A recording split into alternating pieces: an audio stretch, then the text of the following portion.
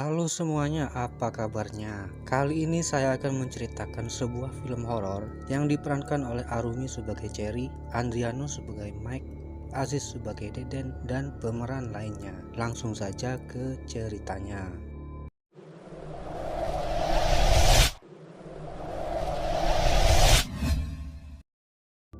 Film horor ini berawal dari seorang lelaki yang mempunyai keinginan untuk menjadi kaya raya, sehingga dia bisa mendapatkan wanita pujaan hatinya.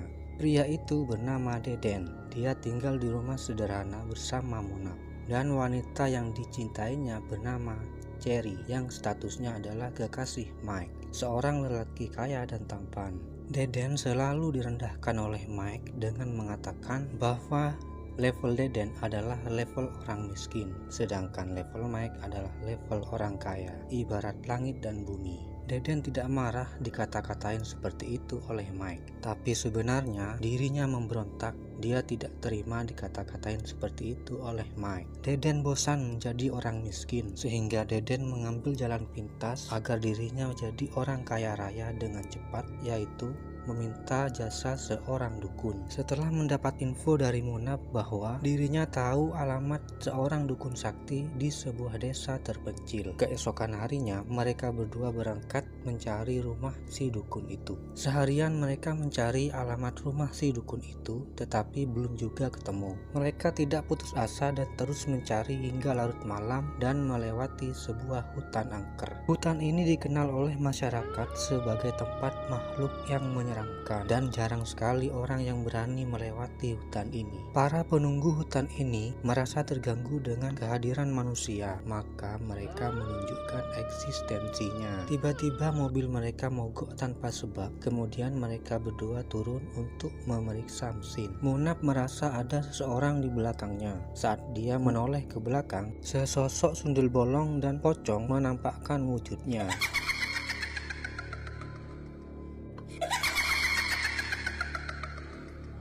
Makhluk ini meneror Deden dan Munab karena telah mengusik ketenangan mereka. Deden dan Munab ketakutan lari terbirit-birit ke sana kemari, tetapi makhluk ini ada di mana-mana dan tiba-tiba muncul di depan mereka.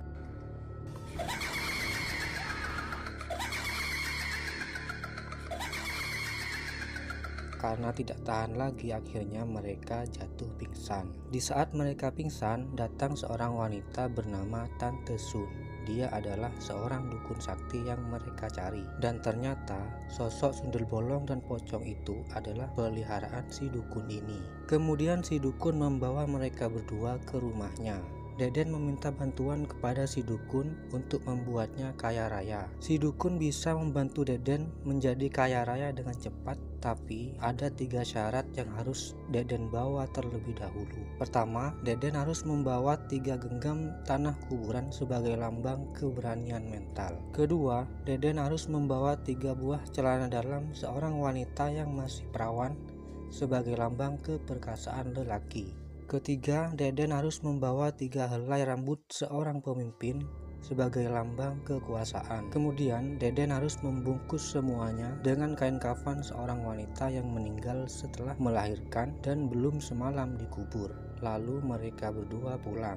Di sebuah desa, mereka berdua memata-matai warga yang akan menguburkan mayat seorang wanita yang meninggal setelah melahirkan. Kemudian mereka pergi ke toko bangunan untuk membeli 2 buah cangkul yang akan digunakan untuk aksinya nanti malam. Demi menjadi kaya raya, mereka memberanikan diri datang ke makam itu larut malam. Mereka menggali kuburan mayat yang masih baru itu untuk mengambil kain kafan miliknya. Setelah menggali cukup dalam, mereka berhasil mencuri kain kafan si mayat dan 3 genggam tanah kuburan.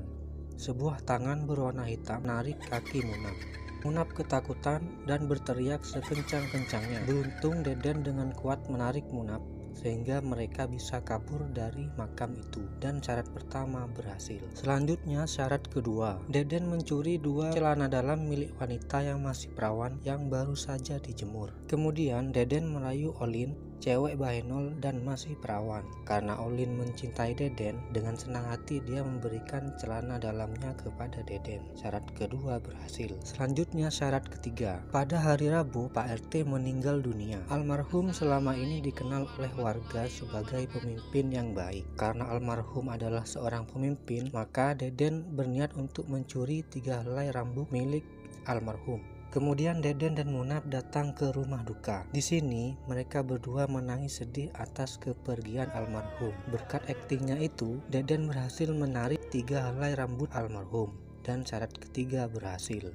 Kemudian Deden membungkus semuanya dengan kain kafan mayat yang sudah mereka curi. Lalu Deden seorang diri kembali menemui si dukun. Melihat semua persyaratan yang diminta telah Deden bawa semuanya, si dukun senang. Lalu dia menyuruh Deden untuk membuka baju dan celananya untuk melakukan ritual terakhir, yaitu ritual mandi di sebuah sumur tua.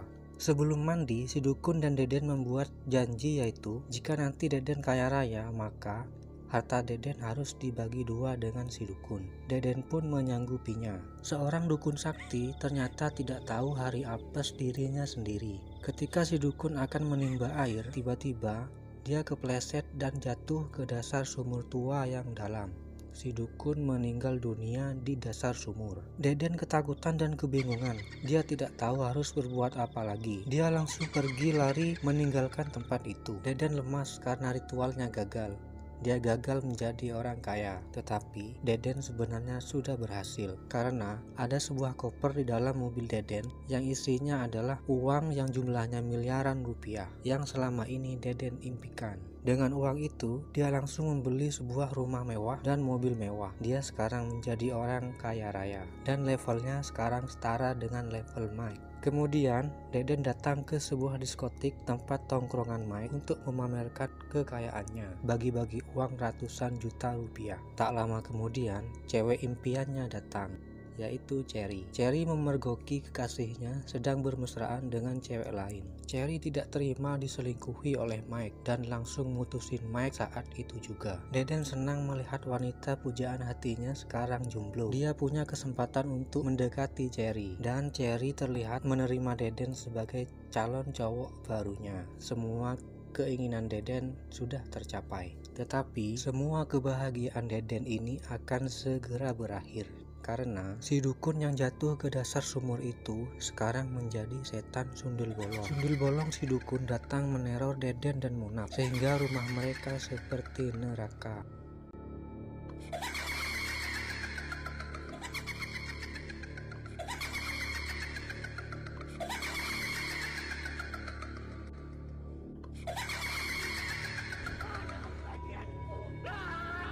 Sundel bolong si dukun ini datang untuk menagih janji yang telah mereka sepakati berdua ketika masih belum meninggal, yaitu setengah dari harta kekayaan Deden. Deden akhirnya menyerahkan setengah dari kekayaannya kepada sundel bolong si dukun. Kemudian sundel bolong si dukun langsung pergi membawa bagiannya. Sekarang mereka bisa bernafas lega. Malam berikutnya mereka kembali mendapat teror kedua. Kali ini mereka diteror oleh sosok pocong yang menyeramkan dan dingin. Apaan gue tenang?